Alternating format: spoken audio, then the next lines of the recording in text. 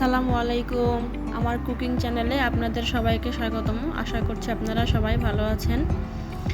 এই এক বাটি তরকারি যেন চোখের শান্তি, মনের তৃপ্তি। এই রেসিপিটা আমার খুবই ফেভারিট, এই জন্য আমি প্রায়ই শেয়ার করি। তবে আজকে একটু অন্যভাবে রান্না করব, তাই আপনাদের সাথে আমি আবারও শেয়ার করছি।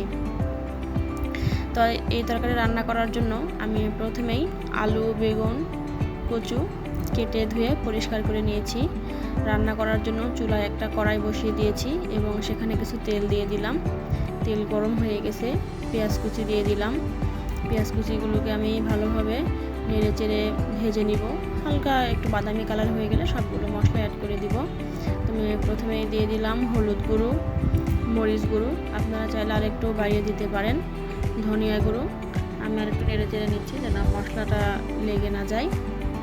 এরপর আমি দিয়ে দিব 1 চামচ আদা বাটা, 1 চামচ রসুন বাটা, 1 চামচ জিরে বাটা। মশলাটাকে ভালোভাবে নেড়ে চেড়ে নিয়ে আমি একটু পানি দিয়ে দিব মশলাটাকে ভালোভাবে কষানোর জন্য। এরপর আমি পরিমাণ মতো লবণ অ্যাড করে দিব। আসলে আমি লবণ দিতে ভুলেই গেছিলাম, আর আমার কাছে মনে হয়েছে যে হলুদ একটু কম হয়ে গেছে, এই জন্য আমি আর একটু হলুদ অ্যাড করে দিলাম। এখন মশলাটাকে আমি ভালোভাবে কষানোর জন্য ঢাকনা দিয়ে দিলাম। কিছুক্ষণ পর ঢাকনা সরিয়ে দেখি মশলাগুলো ভালোভাবে কষানো হয়ে গেছে। দেখুন উপরে তেল ভেসে উঠেছে। এরপর আমি মাছগুলোকে দিয়ে দিব। আজকে আমি মাছগুলোকে ভেজে রান্না করব না, এই মশলার মধ্যেই অল্প একটু সময় কষিয়ে নিব। তারপর আমি মাছগুলোকে উঠিয়ে নিব। মাছ যেন লেগে না যায়, এজন্য আমি কিছু পানি দিয়ে দিলাম। এর কিছুক্ষণ পর আবার আসছি। দেখুন মাছগুলো ভালোভাবে কষানো হয়ে গেছে। এখন আমি এগুলোকে একটা বাটিতে উঠিয়ে নিব। তারপর আমি এই মশলাতেই আগে থেকে কেটে ধুয়ে পরিষ্কার করে রাখা আলু, বেগুন, কচু দিয়ে দিব। এখন এটাকে আমি ভালোভাবে নেড়েচেড়ে কষিয়ে নিব। আগে আমি পানি অ্যাড করব না, কারণ সবজি থেকে পানি বের হয়। এর জন্য আমি ঢাকনা দিয়ে দিলাম। কিছুক্ষণ পর আবার ঢাকনা খুলে দেখব ভালোভাবে সবজিগুলোকে কষানো হয়ে গেছে। এখন আমি এখানে পরিমাণ মতো পানি অ্যাড করে দিই, যাতে আলু কচুগুলো ভালোভাবে সিদ্ধ হয়ে যায়। আর আমার কচুগুলো ভালো, আশা করা যায় বেশি পানি দিতে হবে না, এই পানিতেই সিদ্ধ হয়ে যাবে। এখন আমি ঢাকনা দিয়ে দিব। আবারও কিছুক্ষণ পর আবার ফিরে আসব।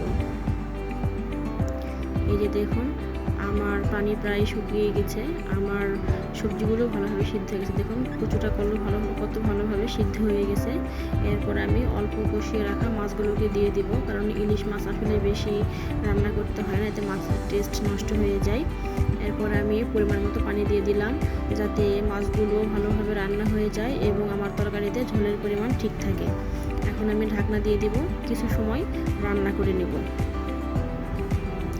এই যে দেখুন আমার তরকারি অলমোস্ট ডান। এখন আমি একটু ভাজা জিরের গুঁড়ো দিয়ে দিব, এতে একটা সুন্দর ফ্লেভার আসবে, আর এটা আমার খুবই পছন্দ। আপনারা দিবেন, দেখবেন যে ভালো লাগবে।